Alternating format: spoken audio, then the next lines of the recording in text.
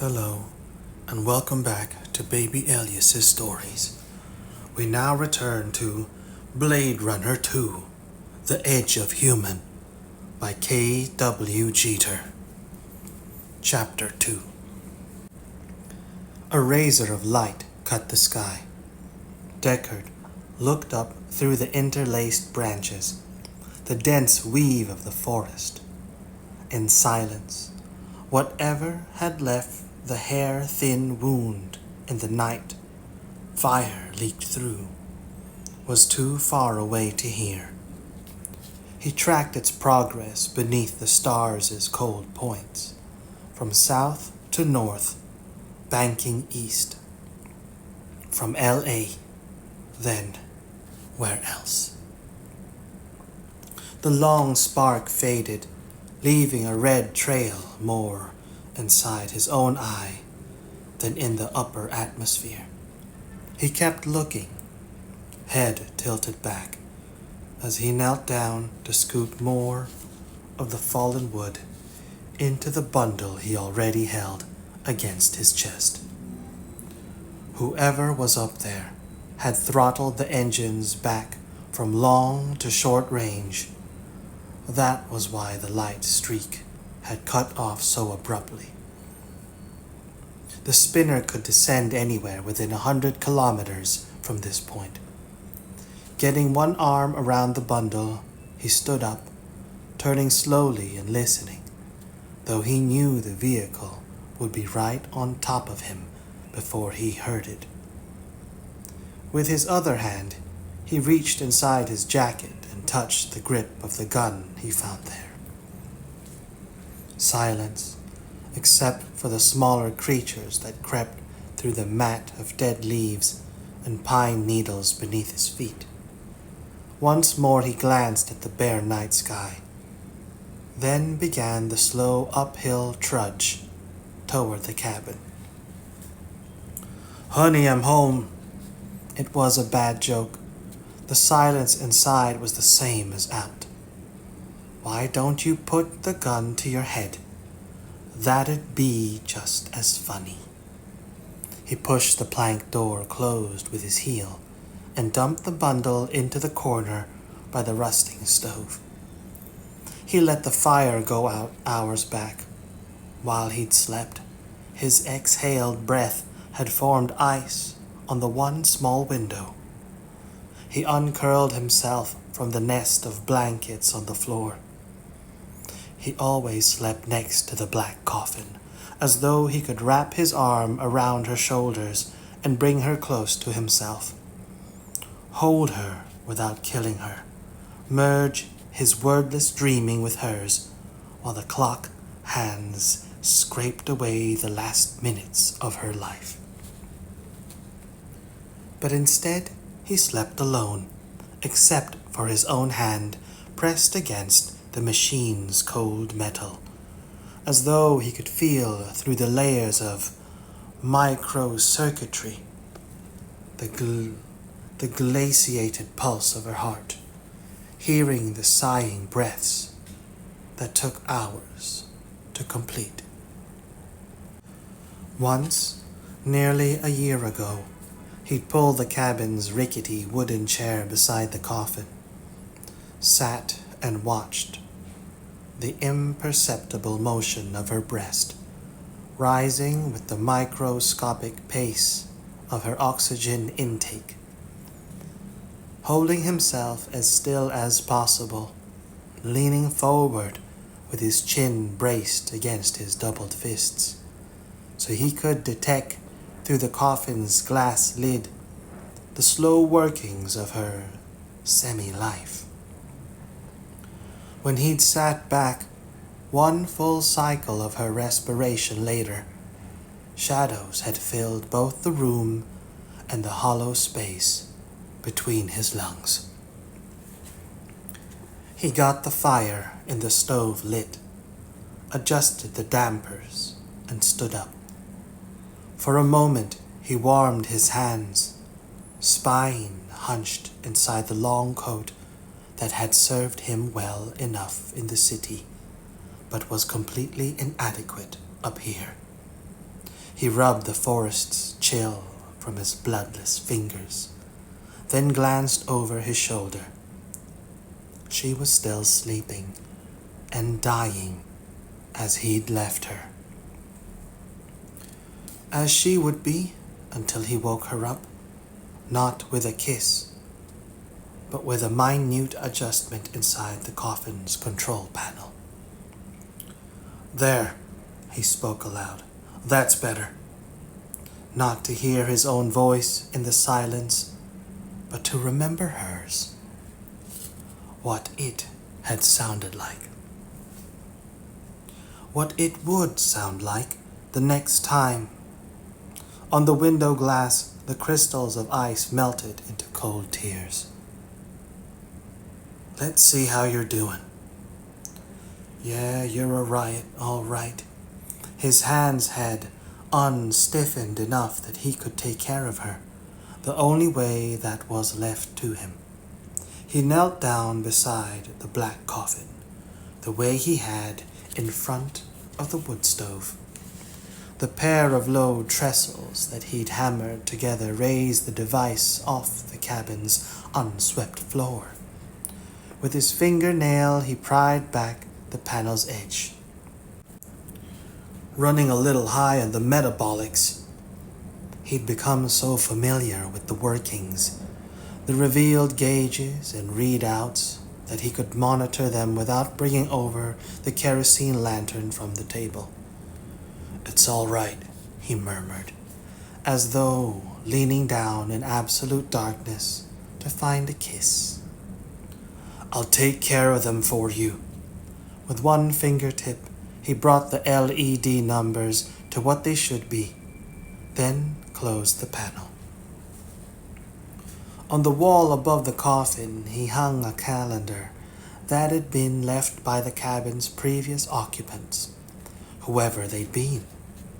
When he and Rachael had come to this place, there hadn't even been spiders in the ancient webs along the ceiling.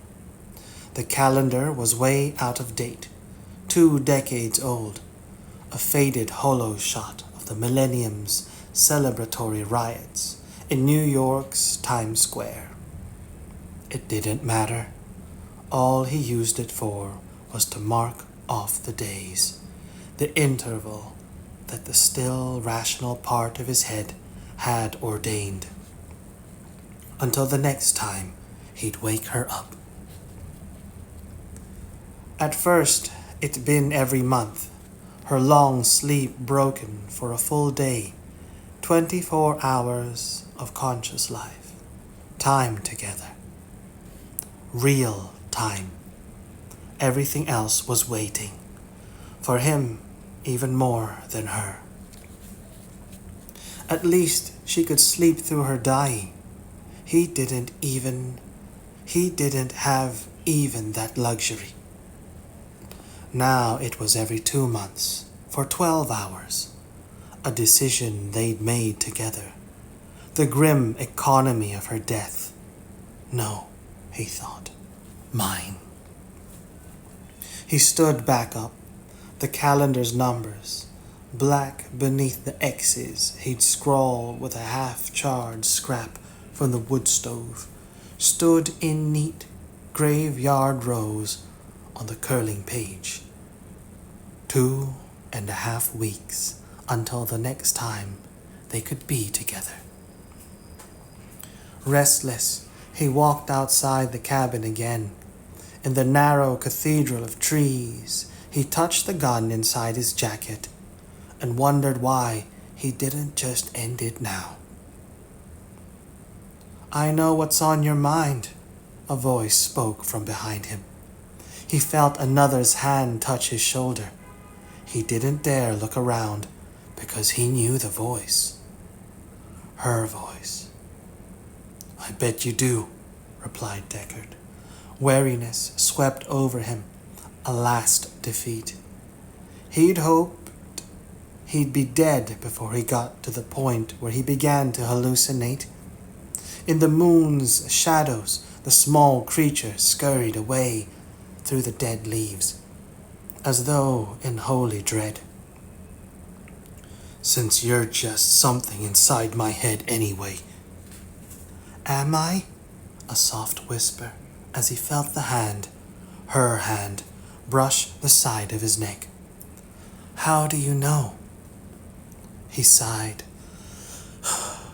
This would be the absolute dead end of his luck.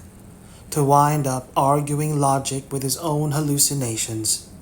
Because, he said, still not turning around, because you sound just like Rachael, and she's already lying in her coffin, as good as dead. Then look at me. You don't have to be afraid. The hand's touch dropped away from his neck. He turned slowly, first bringing his gaze around to see her, to complete the hallucination. He saw Rachael standing there beside him in the darkness, her skin paled beyond death by the moon's partial spectrum. Her dark hair was swept back, the precise arrangement he remembered from the first time he had ever seen her, in another life, a world far and different from this one. The way she had worn her hair then, walking across the deep shadowed spaces of the Tyrell Corporation's offices. What do you see? She asked. I see you, Rachael. That's how I know I've lost it. My mind. Grief and loneliness had won, had walked through and left open all the small doors inside his head, the doors torn from their hinges, so that there were no divisions any more between what he wished for and what he perceived. This is what's called being insane, he told the image he saw standing before him. I don't care. You win.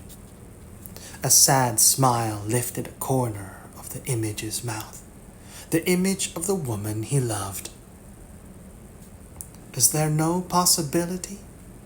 The image of Rachael touched his hand, fingertips cold against his skin, that I could be real? Oh, sure. The thought didn't cheer him. I could be screwing up some other way. His eyes and other senses lying to him. Traitor thoughts. Maybe you really are here, but where I lost it was back in the cabin, when I was taking care of you. I thought I kept the controls set for you to go on sleeping, but maybe that's where I was hallucinating. A theory, good as any. Maybe I really said it so you'd wake up again. And you did, and here you are. He found himself wishing it were true, that she had woken up in the empty cabin, bound her hair the way she used to wear it, then came and found him out here in the dark. It'd be nice if you were real. We could stay out here and look at the stars all night long. He took her hand in his. But Che Gelida Manina. He used to pick that one out by ear on the piano in his flat back in LA. Everybody's first opera tune. Your little hand is frozen. Don't bother translating. I know the words. A hard edge crept under her voice. And I don't mind the cold. Yeah? Well, maybe that's one of the advantages of being dead or close to. Everything gets put into perspective.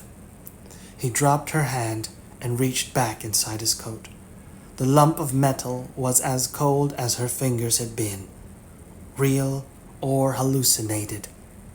He couldn't keep his own voice from sounding bitter. We got a date then.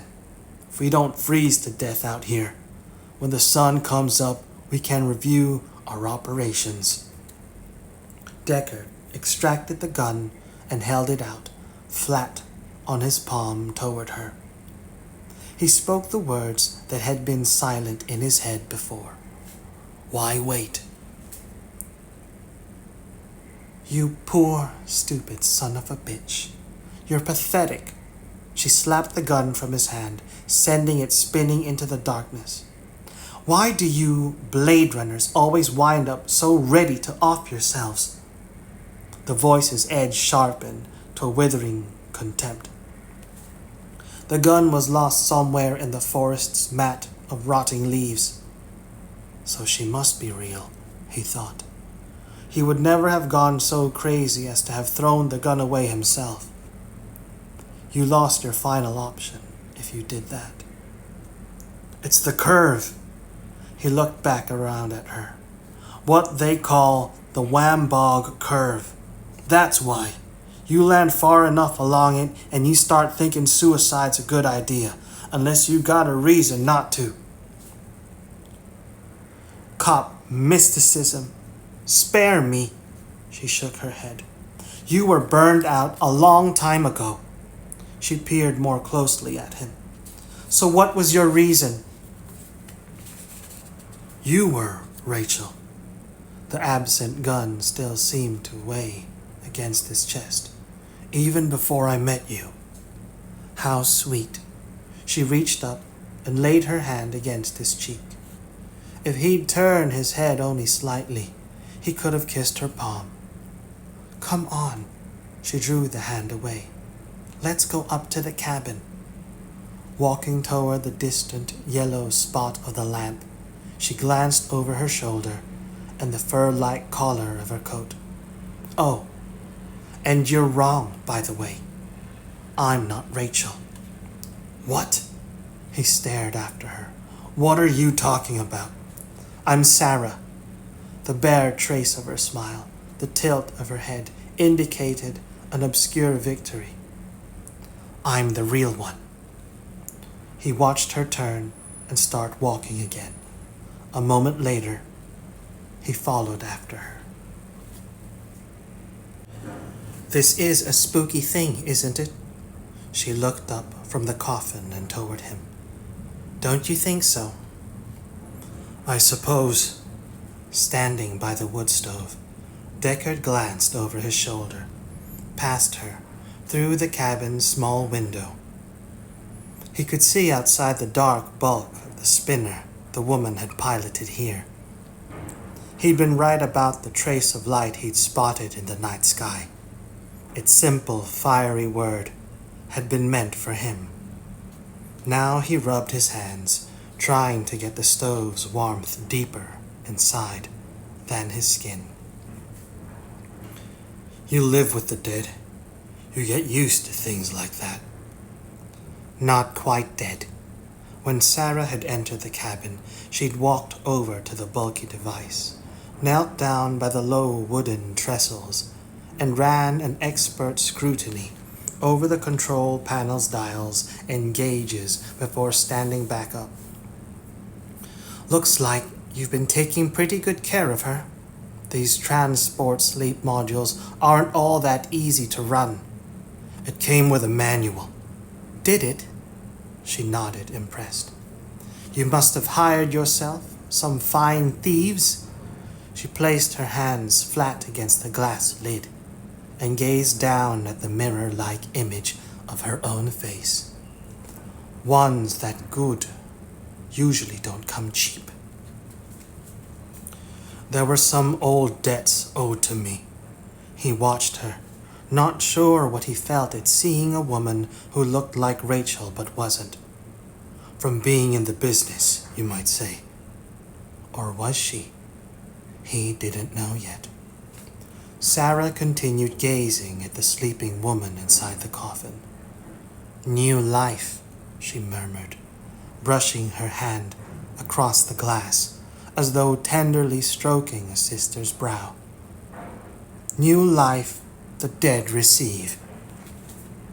He recognized the line, not from any opera. The mournful broken hearts rejoice.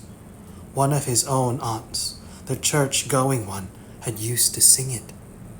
He had a memory of her naive, awkward soprano voice, floating from a kitchen window and from the choir at his mother's funeral service. The humble poor believe. Very good. She looked over at him. Charles Wesley. Oh, for 1,000 tongues to sing. Most people don't know any 18th century hymns. Raised Protestant? A shake of the head. Not raised much of anything, just like most people. I suppose I got an overdose of it from all those church boarding schools I was shuffled off to for so long. Most of my life, actually. She tilted her head to one side and smiled. But then, that makes for a difference, doesn't it, between me and her? A sidelong glance down to the black coffin. Your beloved Rachael wouldn't have known any Methodist hymns tunes, would she? The memory implant they gave her. That part of it, at least, it was all Roman Catholic, wasn't it? He nodded. Heavy Latin. Tridentine, the old stuff. One of my uncle's clever little ideas. He wanted her to have some deep notion of guilt and redemption, so he could control her more easily, I imagine. Doesn't seem to have worked. Sarah studied her double for a moment longer. There were all sorts of concoctions inside her head, weren't there? I know about most of them, including a brother for her that never existed. She watched her fingernail tap softly on the glass. Really, it's just as well that I'm an only child. He said nothing. He had a long time to get used to the notion of someone believing that her implanted memories were real. Is that what you were hoping for? New life? Some cure for Rachael? Some way of getting around that hard cut-off point, the 4-year lifespan that was built into these Nexus 6 replicants? No, I think we were both pretty well past that, he shrugged. I'm not sure what we wanted. I knew that replicants are shipped from the Tyrell Corporation in these transport modules, so they'd arrive at the off-world colonies without most of their lifespans being used up. I figured, why not? Just to make it seem longer, that she'd be with me, that's all. I know what the modules are used for. You don't have to tell me. Sarah brushed her hand against her skirt, as though there had been dust in the coffin lid. You realize, of course, that your being in possession of this device is a felony. The woman who had called herself Sarah regarded him with the same half-smile, one that he had seen a long time before on Rachael's face. You're not licensed for it. Plus, after all, it is Tyrell Corporation property. What's that to you? The smile that had been unamused before shifted and became even less. Listen, Deckard. If it's Tyrell property, then it's my property. Don't you know who I am? Sure. He gave a shrug. You're some other replicant, probably out of the same Nexus 6 batch as her. A nod toward the coffin. The Rachael batch. They must have sent you up here, figured that seeing you would fuck with my head. Did it? Not much. He kept his voice flat, leeched emotionless. I may not be a Blade Runner anymore, but I've still got some of my professional attitude left. I'm way past being surprised by anything. Deckard studied his own hand, reddened by the wood stove's heat, before looking at her again. You've got some problems, though.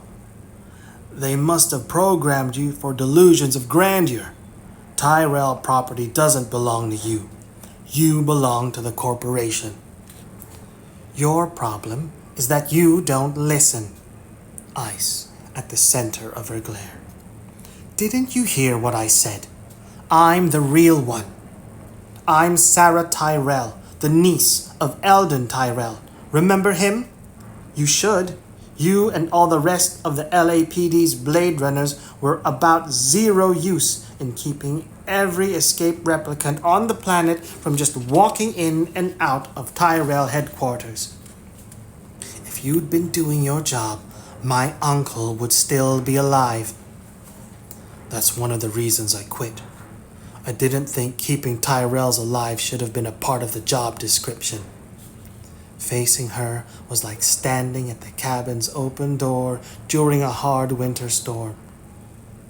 You're Eldon Tyrell's niece, huh? As I said, the corporation should have sent you out with a better lie. He shook his head, almost feeling sorry for her, whatever she was. Don't you think I pulled the department's file on the Tyrell family? I did that a long time ago, even before I left LA.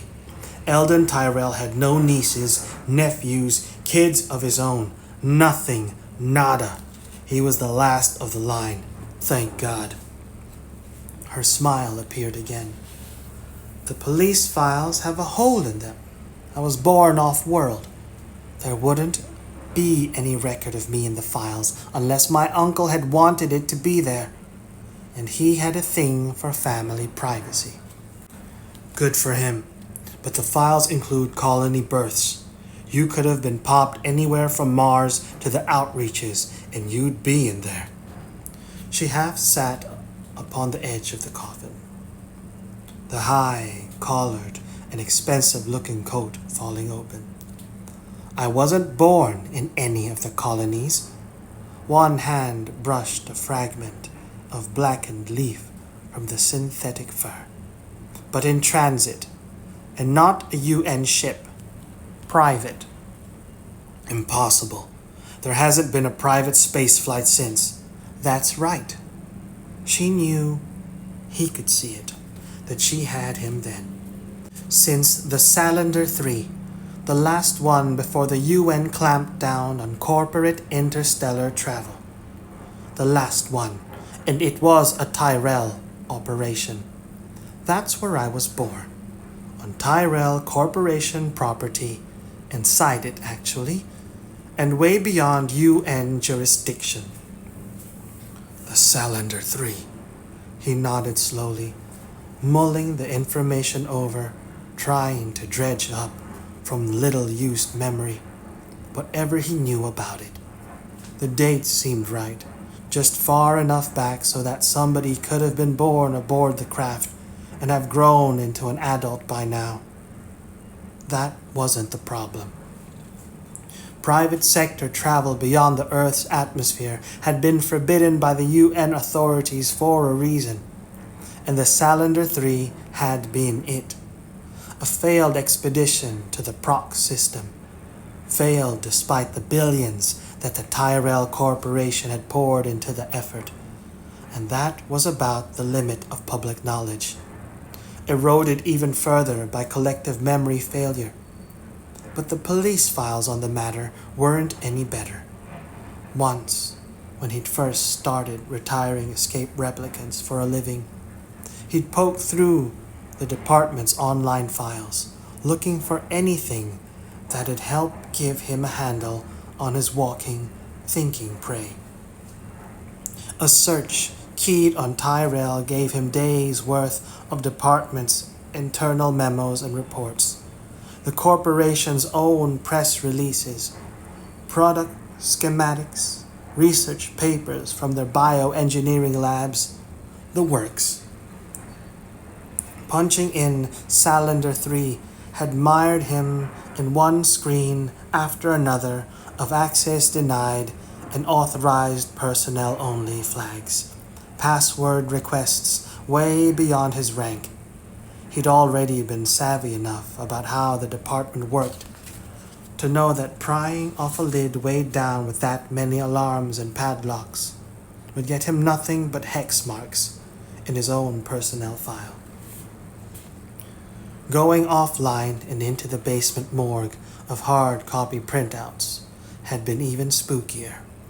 He could remember standing beside a battered metal cabinet beneath low, sizzling fluorescence, water dripping from a broken pipe to the already inch-deep concrete, standing there with a thin sheaf of dog-eared manila folders, all with some variation of Salander 3 at the top edge, all of them empty except for yellowed routing slips signed by long retired secretarial staff, ghosts with initials. The memory flash rolled through his head, dark and jagged as photo reverse lightning. Standing in the deepest apartment basement, dust sifting onto his shoulders from the vibration of the rep train hurtling through its own unlit tunnels, past the endless rows of tottering cabinets and the walls cryptically stained with black rot.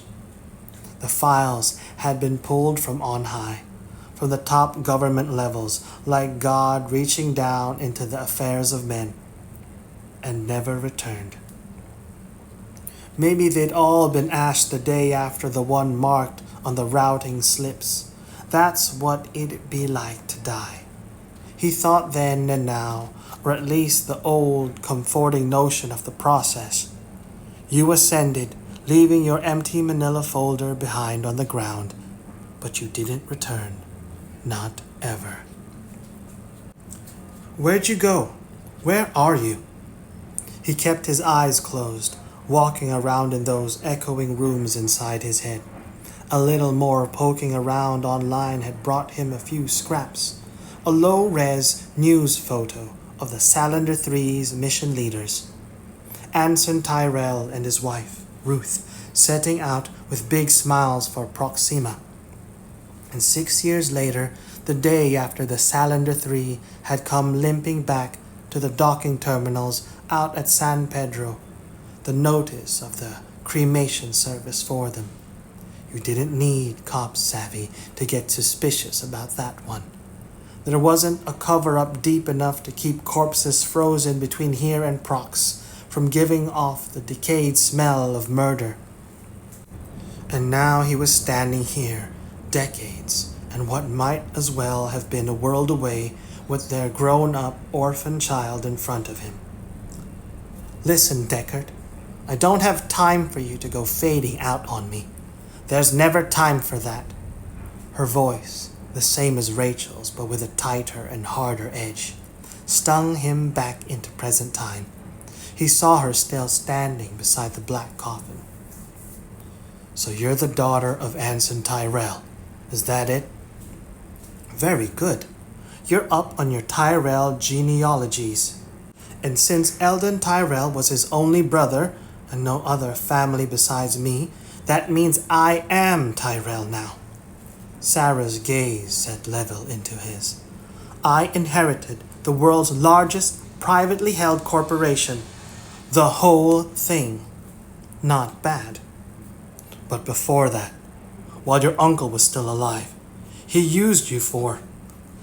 what's it called? The specific word was stuck back in his memory and wouldn't come out. The template. Templant. The term of art in the Tyrell labs is templant, as in replicant. And you're right. That's what my uncle used me for, the source model for your Rachael. On her face, eyes narrowed, the partial smile was a knife wound even thinner. And his. More spooky things, the creepy business of the dead. He could hear them in her voice. Were there others? Besides her? She looked down past her hand on the coffin's glass lid at the face of the sleeping, dying woman inside, then back up to him. She shook her head. Just the one. Rachael wasn't what you'd call a production line number, more of a custom job, if you know what I mean, for my Uncle Eldon. He knew, he'd suspected as much, way back then in the city, when he'd gone to the Tyrell corporate headquarters and talked to the man. There'd been that sick jitter in the pillared office suite's atmosphere, a tension shimmer that cops, like dogs, could catch at the limit of their hearing. An Eldon Tyrell smile, possessive and sated, the corners of his mouth pulled upward as if by invisible fishhooks. Every silent thing about him had given away the game. I wouldn't have thought that'd be something a person like you would go along with, being a Templant. Really, Deckard? She sounded almost pitying. Not as if I had an option in the matter, is it? When my uncle was alive, you would have been right. I was Tyrell property, meaning his. Besides, what would the alternative have been? Not being a Templant? And then there wouldn't have been any Rachael. There would have been just me and him. He'd known all these things, or some of them at least, though Rachael hadn't told him. He'd known instead from her silence, from the way she would sometimes stiffen in his arms, turning her face away from his, away from any man's face. Maybe having a replicant of you made, maybe that was his way of showing that he did love you, after all. Oh, he loved somebody, all right, her voice and gaze acidic. It just wasn't me. The forest's silence seeped through the walls, congealing around every object, living or dead. He decided he didn't want to hear any more about this woman's personal problems. He just wasn't sure he'd have that choice. How'd you track us down? It was easy. After you made your mistake, she tapped a fingernail against the glass lid. You'd pretty well disappeared until you had this transport module stolen. For a cop, that wasn't a brilliant move. Did you really think your thief pals wouldn't be working for the corporation as well? They sold your ass to us 2 minutes after delivery had been made. Bound to happen, but he hadn't cared. Just something else that there had been no choice about. Either have the module stolen and brought to what had been their hiding place, or watch Rachael die. The remains of her 4-year replicant lifespan dwindling the way snow melts on the ground. That why you came here? He pointed to the black coffin. Want your property back? How about doing me a favor and letting me keep it for a few more months? It's not that much longer. Keep it forever, for all I care. Bury her in it, if you want. She glanced down for a moment at her own sleeping face. That's not why I wanted to find you. Her voice was softer, the sharp edge retracted. I was in Zurich when everything happened. One of my uncle's little minions flew out and told me that he was dead. I went back to Los Angeles and found out the rest. There were tapes and people who told me things. They told me about you and her. She regarded him for a moment, then stepped forward and took his hand, drawing him back with her toward the coffin. Come here. Close to her, he watched as she let the coat fall away from her shoulders, revealing her naked arms, a thin gold circle dangling at one wrist. A scent of skin-warmed orchid breathed itself into his nostrils. He could taste it at the back of his throat. Sarah knelt down before him, touching him for a moment at his hips to balance herself. With her knees against the floor's rough planks, she reached behind her neck and undid her hair. With a shake of her head, it came loose, dark and soft against the paleness of her throat. You see? This close, her voice could be a whisper. She raised herself a bit, just enough so she could lean across the coffin's glass lid, both hands against the smooth surface. She brought her face down against one arm, turning to look up at him. It's perfect, isn't it? He could see her face and Rachael's at the same time, separated by only a few inches. Sarah's gaze pierced him, held him beneath the glass. The sleeping, dying woman with the same face, eyes closed, lips slightly parted to release an hours-long breath. Both women's hair was the same color, the same substance, across the coffin's pillow or the unmarked glass. He looked down. The world around him collapsed to a space even smaller than the cabin. I wanted to know. Sarah turned the side of her face against the glass so she could look at her own image beneath. It sounded so strange that you could love something that wasn't real. What could that be like? She raised her head, her gaze catching onto his again. Not for you, for her. I don't know. Deckard slowly shook his head. She never told me. Well, there's a lot you don't know. Sarah stood up, reaching down to brush the floor's dust from the edge of her skirt. She picked up her coat and folded it around herself. The same chill as before touched her voice. That's really why I came here, to tell you that. There's a lot you don't know yet, but you are going to find out. She walked past him, pulling open the cabin's door and stepping out into the darkness without even glancing back over her shoulder at him. From the small window, he watched her spinner rise into the night sky. It hung suspended for a moment, giving him a glimpse of Sarah at the controls, then swiveled around and disappeared under the pinpoint stars, heading south toward LA. Other lights were moving up there. He looked up, counting 2 traces, then a third coming this way. They must have been waiting, thought Deckard. Then she called them in. A rational part of his head was almost glad the gun had been lost, not from his hand out in the woods. Otherwise, he might have been tempted to do something stupid with it, like try to put up a fight. He was sitting in the cabin's single chair when the agents in their gray, insignia-less SWAT suits shoved open the door. Deckard, the leader.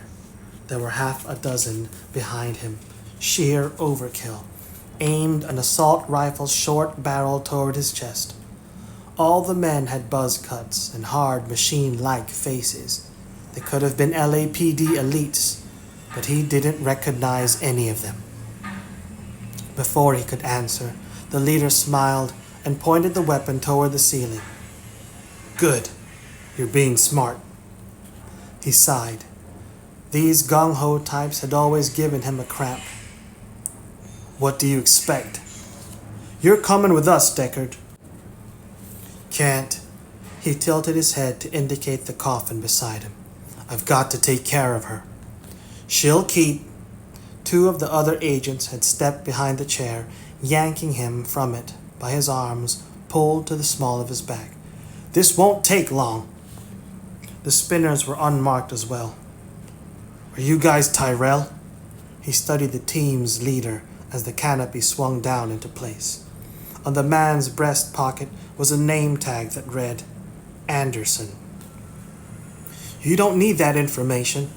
The leader hit the cockpit's purge button. The ground fell away. Deckard leaned back, turning his head to watch the other spinners pull into flanking position. Where are we going? Don't be stupid. The leader didn't take his eyes from the controls. You know. He did know. His hands drew into fists. Why? A sharp glance. You know that too. And a sneer. You left too much unfinished business there. That's why. Deckard closed his eyes. He was going home to LA.